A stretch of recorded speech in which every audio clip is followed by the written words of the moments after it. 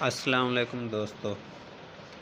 آج کی اس ویڈیو میں ہم آپ کو بابر اعظم کی کپتانی کو لے کر حاضر ہوئے ہیں۔ کیا بابر اعظم کے ساتھ جو محسن نقوی کی میٹنگ ہوئی ہے، کیا بابر اعظم دوبارہ اپنی کپتانی واپس لیں گے کہ نہیں؟ بابر اعظم نے کپتانی سے متعلق کچھ شرائط رکھ دی ہیں۔ ایک وقت ایسا تھا کہ ذکا اشرف کے دور میں جب بابر اعظم کپتان رہنا چاہتے تھے، لیکن ذکا اشرف نے انہیں کپتانی سے ہٹا دیا تھا، اور اب ایک وقت ایسا ہے کہ بابر اعظم کو کپتانی واپس آفر کی جا رہی ہے محسن نقوی کی طرف سے، لیکن انہوں نے واضح طور پر کچھ شرائط سامنے رکھ دی کہ اگر میری یہ کنڈیشن پوری ہوں گی تو کپتانی قبول کروں گا۔ اور یہ کنڈیشنز کون سی ہیں؟ پہلی تو یہ ہے کہ انہیں انیشلی آفر کیا گیا ہے کہ وائٹ بال چھوڑ کر باقی دونوں فارمیٹس یعنی T20 اور ون ڈے دونوں کی کپتان بن جائیں، اور ٹیسٹ کپتان یہ شان مسعود کو ہی رکھنا چاہتے ہیں۔ تو بابر اعظم نے کہا کہ اگر میں کیپٹن بنوں گا تو تینوں فارمیٹس کے لیے بنوں گا، اگر واحد ایسے کپتانی سے مجھے دور ہی رکھیں، اور مجھے ایسی کپتانی کا کوئی شوق بھی نہیں جس میں میرا پلیئرز پر مکمل اختیار نہ ہو۔ اور شاید آپ کو یاد ہو کہ پہلے جب ذکا اشرف نے بابر اعظم کو کپتانی سے ہٹایا تھا تو اس وقت ذکا اشرف نے بھی یہی آفر کی تھی کہ آپ ٹیسٹ کپتانی چھوڑ دیں، 20 اور ون ڈے کی کپتانی صرف اپنے پاس رکھیں۔ تو اس وقت بھی بابر اعظم کا یہی مسئلہ تھا، اور وہ یہی چاہتے تھے کہ نہیں یار، اگر کپتانی کروں گا تو تینوں فارمیٹس کی کروں گا اور مکمل اختیارات کے ساتھ کروں گا۔ اب بھی ساری صورتحال یہی ہے پہلے والی، لیکن تھوڑی سی مختلف یوں ہے، اس وقت ٹیسٹ کی کپتانی آفر نہیں ہو رہی تھی۔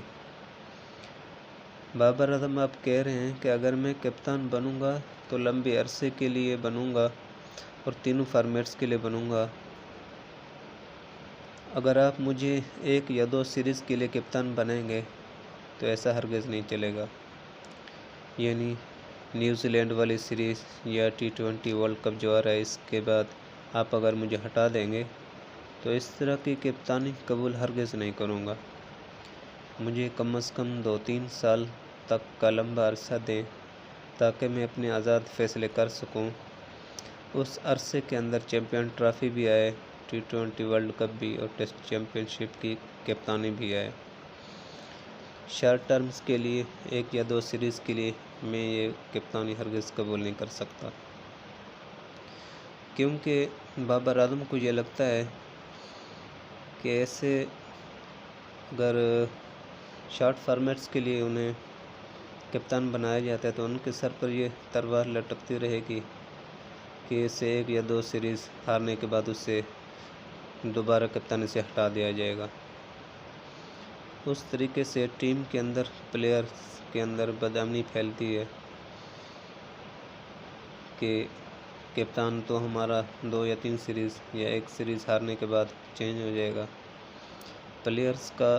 کپتان کے اوپر سے اعتماد ہٹ جاتا ہے، اور ان کو کوئی خاص اچھا میسج نہیں جاتا، نہ ہی کیپٹن کو اور نہ ہی پلیئرز کو۔